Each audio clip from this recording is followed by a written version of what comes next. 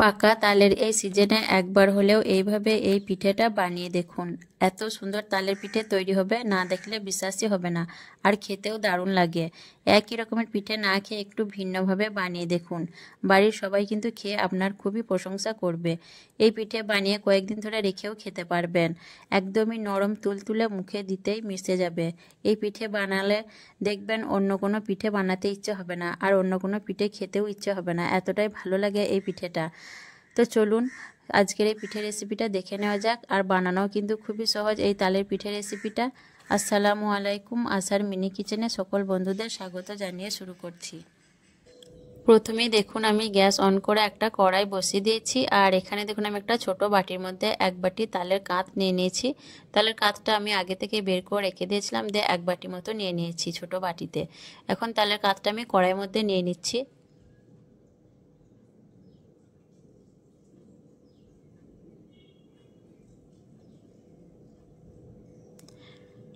তারপর আমি দিয়ে দিচ্ছি সামান্য নুন, দিয়ে নাড়াচাড়া করে আমি তালের কাঁচটাকে একটু জাল করে নেব।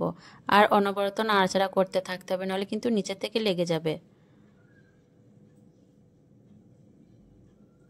তারপর দেখুন অনবরত নাড়াচাড়া করার পর তালের কাঁচটা যখন এরকম একটু ফুটে আসবে, তখন আমি এর মধ্যে দিয়ে দিচ্ছি দেখুন 3-4 চামচের মতো নারকেল কোড়ানো।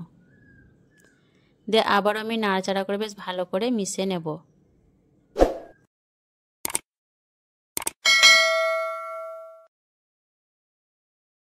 নারকেল কোড়ানো দিয়ে ভালোভাবে নেড়েচেড়ে মিশিয়ে আবার আমি একটু জাল করে নিলাম। দিয়ে এখন আমি এর মধ্যে দিয়ে দেব দেখুন এক বাটি জাল করে নেওয়া ঘন দুধ।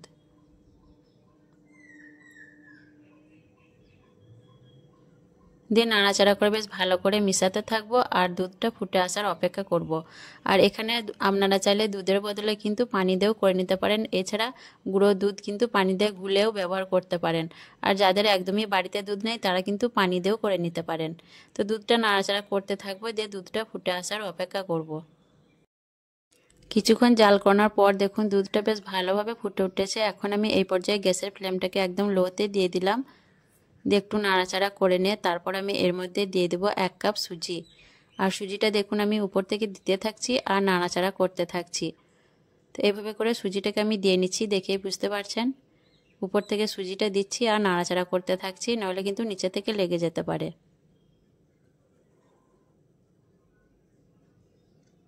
তো সুজিটা আমি সম্পূর্ণ দিয়ে দিলাম। দিয়ে এইভাবে করে একদম লো ফ্লেমে নাড়াচাড়া করতে থাকবো।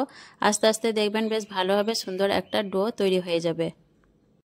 আস্তে আস্তে দেখুন আমাদের সুজির ডোটা বেশ সুন্দরভাবে তৈরি হয়ে যাচ্ছে। এইভাবে অনবরত নাড়াচাড়া করে ডোটাকে বেশ ভালো করে তৈরি করে নিতে হবে। আর গ্যাসের ফ্লেমটাকে একদম লোতেই দিয়ে রাখতে হবে, তাহলে ডোটা দেখবেন খুব সুন্দরভাবে তৈরি হয়ে যাবে। তো দেখুন সুজির ডোটা কিন্তু খুব সুন্দরভাবে তৈরি হয়ে গেছে। এইভাবে করে ডোটাকে বানিয়ে নেবেন। দিয়ে এখন আমি এই সুজির ডোটাকে একটা থালার মধ্যে ঢেলে নিচ্ছি। দিয়ে সুজির ডোটাকে আমি এই থালার মধ্যে কিছুক্ষণ ঠান্ডা হতে দেব।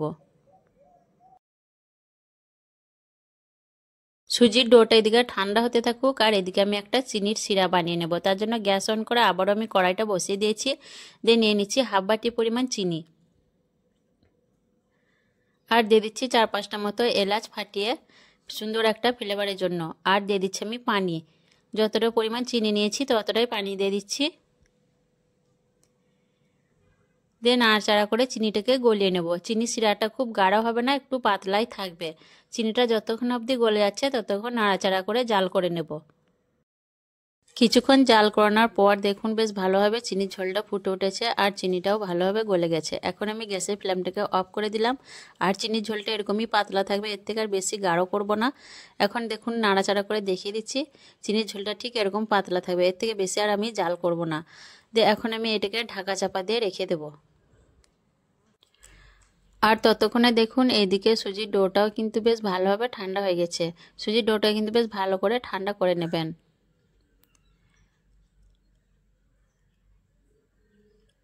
তারপর আমি দেখুন হাতের মধ্যে একটু সাদা তেল লাগিয়ে নিয়েছি, তো ভালো করে মেখে নিয়ে সুজির ডোটাকে বেশ ভালো করে মথে নেব। আর ডোটা কিন্তু বেশ ভালো করে মথে নিতে হবে। ডোটা যত ভালোভাবে মথে নেবেন তাহলে মসৃণ ডো একটা তৈরি হবে। আর ডোটাকে কিন্তু বেশ ভালো করে ঠেসে ঠেসে মেখে নিতে হবে, তাহলে ডোটা খুব মসৃণ হবে আর খাবার সময় বুঝতেও পারবেন না যে এটা সুজি দিয়ে তৈরি। তো বেশ ভালো করে এইভাবে দেখুন আমি ঠেসে ঠেসে ডোটাকে তৈরি করে নেব। দেখুন ডোটাকে আমি ঠেসে ঠেসে বেশ ভালো করে মসৃণ একটা ডো তৈরি করে নিয়েছি, দেখে বুঝতে পারছেন এইভাবে ডোটাকে তৈরি করে নিতে হবে। এখন আমি এর থেকে দেখুন একটু একটু করে নিয়ে নেব। দেখুন অল্প পরিমাণে নিয়েছি, খুব বেশি নিইনি। এটাকে আমি হাত দিয়ে প্রথমে গোল পাকিয়ে নেব। তো দেখুন এরকম গোল পাকিয়ে নিয়েছি, তারপর আমি হাত দিয়ে এইভাবে করে ঘষা দিয়ে দেবো লম্বাভাবে। এইভাবে লম্বা লম্বা করে হাত দিয়ে ঘষা দিলে কিন্তু পিঠেটা তৈরি হয়ে যাবে। আর পিঠেগুলো তৈরি করাও কিন্তু খুব সহজ। তো দেখুন একটা পিঠে আমার তৈরি করা হয়ে গেল। এইভাবে করে সবগুলো পিঠে আমি তৈরি করব। দেখুন খুব সহজেই কিন্তু পিঠেটা তৈরি করে নেওয়া হয়ে গেল। এখন এই পিঠেটাকে আমি একটা প্লেটের মধ্যে সাইডে রেখে দিচ্ছি, দিয়ে আবারও একটা পিঠে আমি তৈরি করে নিচ্ছি। তো দেখুন অল্প অল্প করে নিয়ে পিঠেগুলোকে আমি তৈরি করে নিচ্ছি। আর এই পিঠেগুলো দেখতে কিন্তু অনেকটা চুষি পিঠার মতো, শুধুমাত্র পিঠার সাইজটা একটু বড় হবে। তো দেখুন আবারও একটা পিঠে আমার তৈরি করা হয়ে গেল। আর এই পিঠেগুলো তৈরি করতে কিন্তু খুব বেশি সময় লাগে না। তো এই পিঠেটাকেও আমি দেখুন একটা প্লেটের মধ্যে রেখে দিচ্ছি সাইডে, দিয়ে আবারও একটা পিঠে আমি তৈরি করে নিচ্ছি। আর বাকি পিঠেগুলো আমি সব এইভাবে করেই তৈরি করে নেব।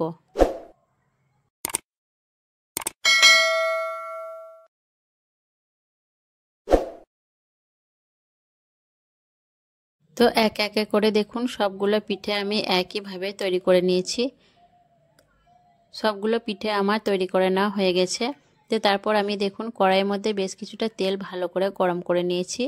দিয়ে এখন আমি গ্যাসের ফ্লেমটাকে মিডিয়ামে দিয়ে ঝাঁঝরার সাহায্যে পিঠেগুলোকে গরম তেলের মধ্যে দিয়ে দিচ্ছি।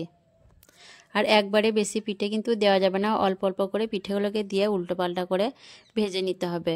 আর পিঠেগুলোকে অবশ্যই কিন্তু মিডিয়াম ফ্লেমে ভেজে নেবেন, হাই ফ্লেমে ভাজতে যাবেন না। তো মিডিয়াম ফ্লেমে দেখুন যে আমি পিঠেগুলোকে উল্টো পাল্টা করে ভেজে নিচ্ছি। আর খুব বেশি সময়ও লাগে না পিঠেগুলো ভাজতে, কয়েক সেকেন্ড ভেজে নিলেই হয়ে যাবে। আর পিঠেগুলোকে আমি খুব বেশি ভাজা ভাজা করব না, পিঠেগুলোর মধ্যে সুন্দর একটা হালকা কালার চলে এলেই পিঠেগুলোকে আমি তেল থেকে তুলে নেব। তো দেখুন পিঠেগুলোকে আমি উল্টো পাল্টা করে ভেজে নিচ্ছি। তো দেখুন পিঠেগুলোর গায়ে সুন্দর একটা হালকা কালার ধরতে শুরু করে দিয়েছে। এর থেকে আর বেশি আমি পিঠেগুলোকে ভাজবো না। এখন আমি পিঠেগুলোকে দেখুন গরম তেল থেকে ছেঁকে তুলে নিচ্ছি।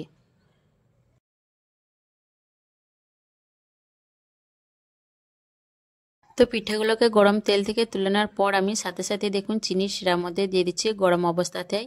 আর একে একে পিঠেগুলোকে ভেজে নিচ্ছি আর গরম অবস্থাতেই চিনি শিরার মধ্যে দিয়ে দিচ্ছি। এভাবে করে গরম অবস্থাতেই চিনি শিরার মধ্যে দিয়ে দিতে হবে।